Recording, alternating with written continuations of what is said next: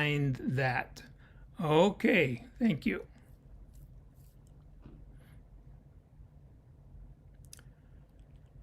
So good. Yeah, no, I knew that. Oh, look, here we are. We're live. Thank you for joining us. This is Go for Lunch number 10. Can you believe we've done this 10 times? And we're going to keep doing it every Tuesday, high noon, Mountain Standard Time. So thanks for joining us. In case you are just joining for the first time, my name is Roger Harmon. I'm with GoFor Technology, where we help you master the technology at your house. And we do that by coming to your house. Even in these quarantine times, we'll talk about more how we do that a little bit later. A couple little housekeeping things.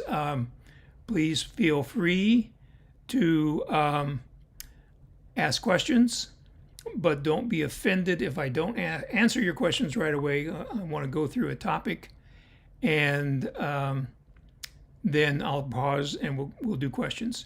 If you want to put a Q, something like that, in front of those questions, that'll make it easier to separate the questions from the comments. So, okay, Carolyn, we got to take this one right now. So Carolyn is here with an open brain. So that is good. Glad to hear that. It's a good idea for everybody. And we're going to fill that brain. All your brains are going to be filled today with information. News you can use. Now, there are no stupid questions. So let's talk about that for just a second. There are no stupid questions.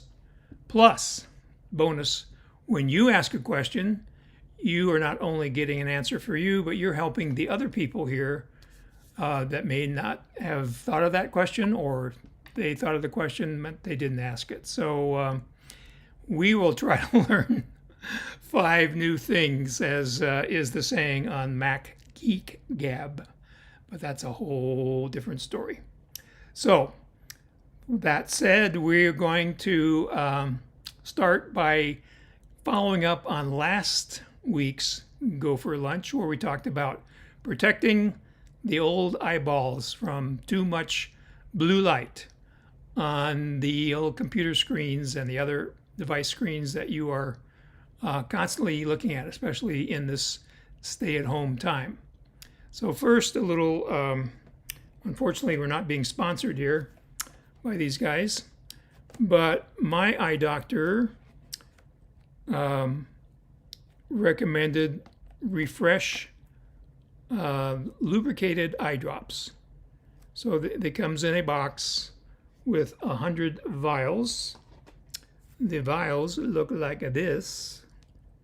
So you twist off this little cap here. So each one is sanitary and gives you just enough for both eyes. And my eye doctor said that I should do this 3 times a day. She recommended like breakfast, lunch, and dinner. But the bonus here is that these are on sale right now at your local Costco until the 26th of July. So if you don't have some of these or something similar, these are organic, so there's no preservatives in them, and they are safe to use as often as needed. So your eyes can feel good anytime, anywhere. Gee, I should have been in advertising. So that's part 1 of our recap. Part 2 is blue blocking glasses. Now, I talked about it, but did I show them to you? No, I didn't.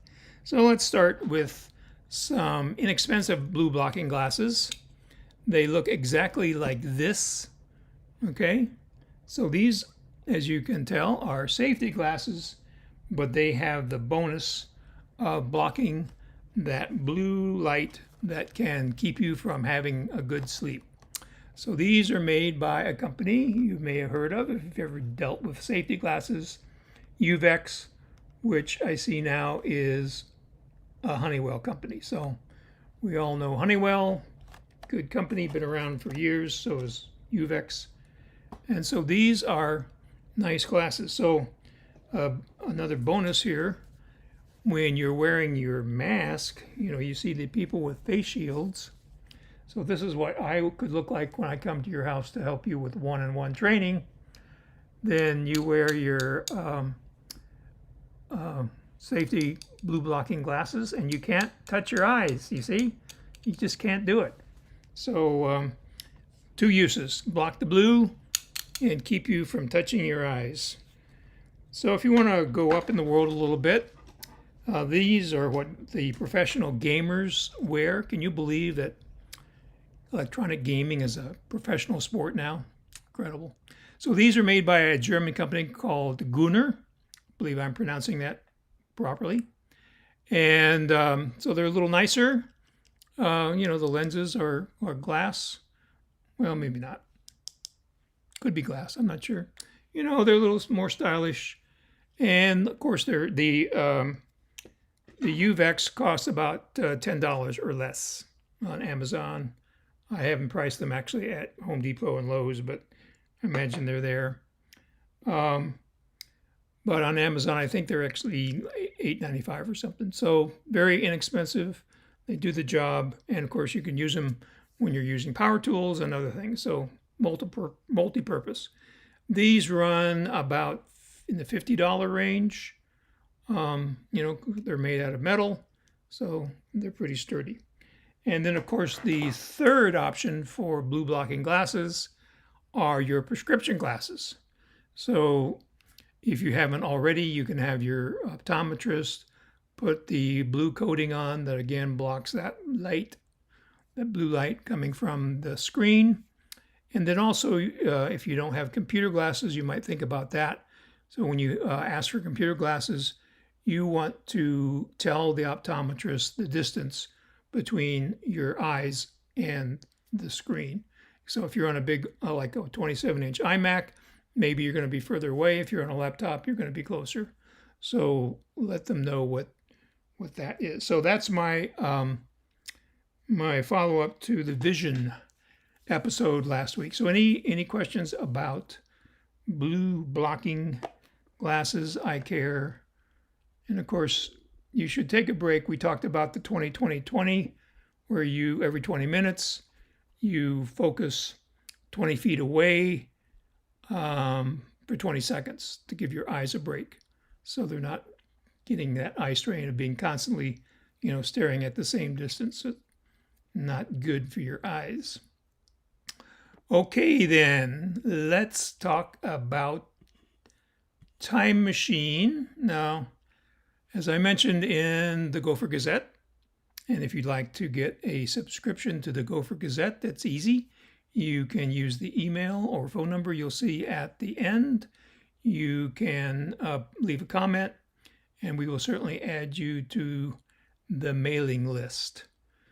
And that will have the links to our YouTube channel where all these GoFor Lunch episodes are archived. So you can go back and watch it and pick up any thing that you may have missed. So now, Time Machine is software that's built into every Macintosh for the last, decade or so.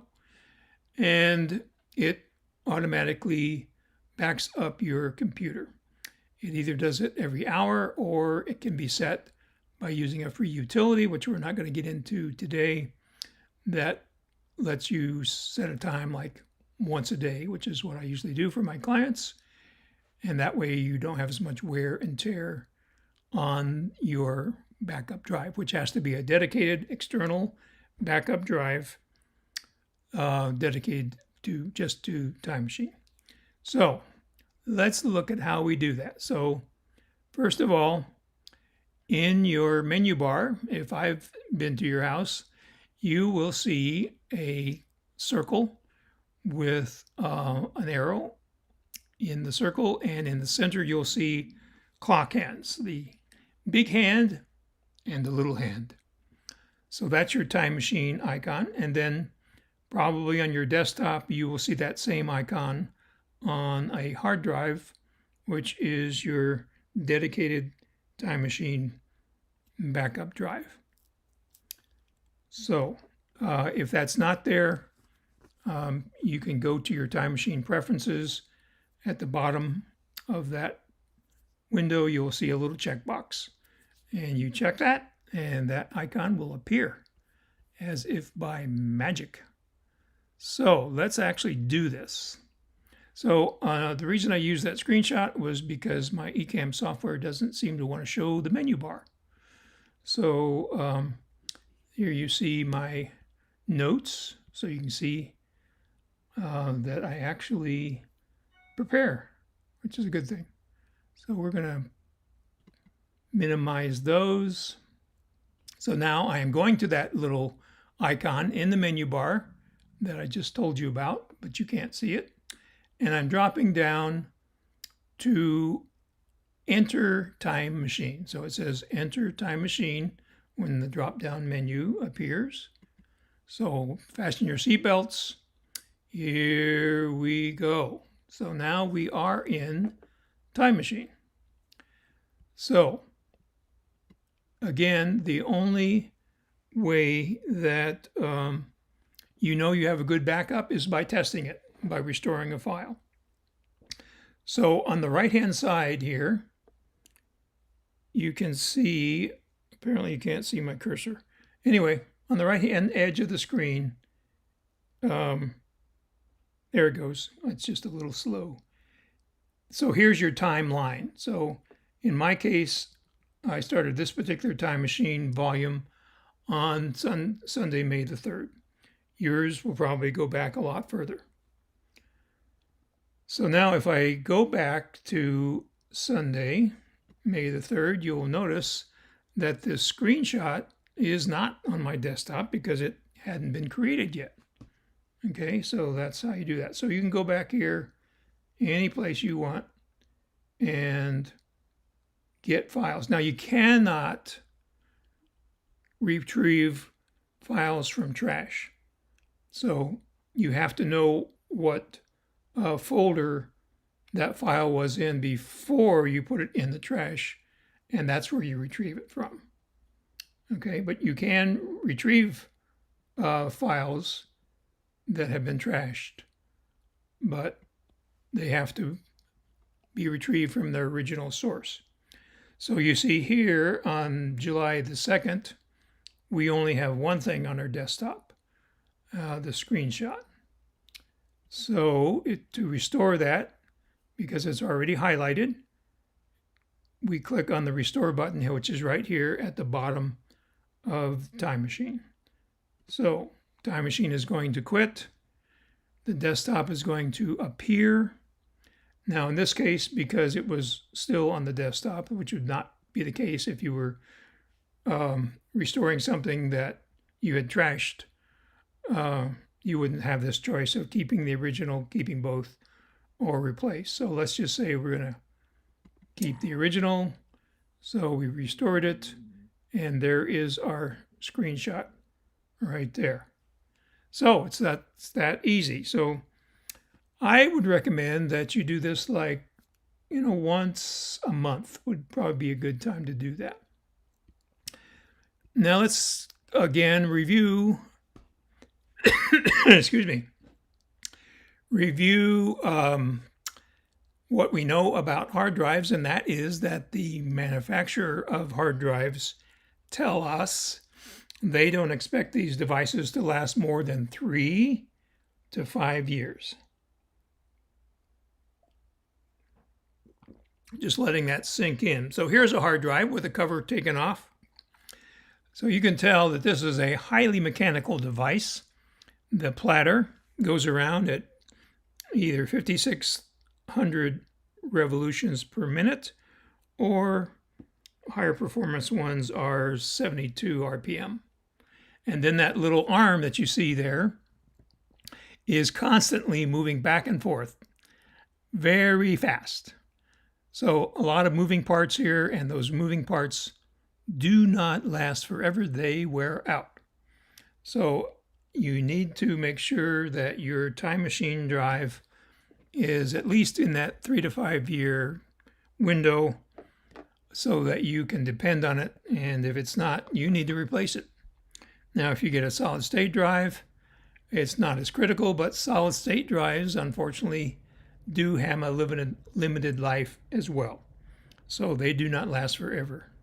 So make sure that you have an up-to-date backup drive for your Time Machine, and if you buy a new computer, you should budget for a new Time Machine external drive to go along with it. It's insurance, as I pointed out in the Gopher Gazette. So let's get back here.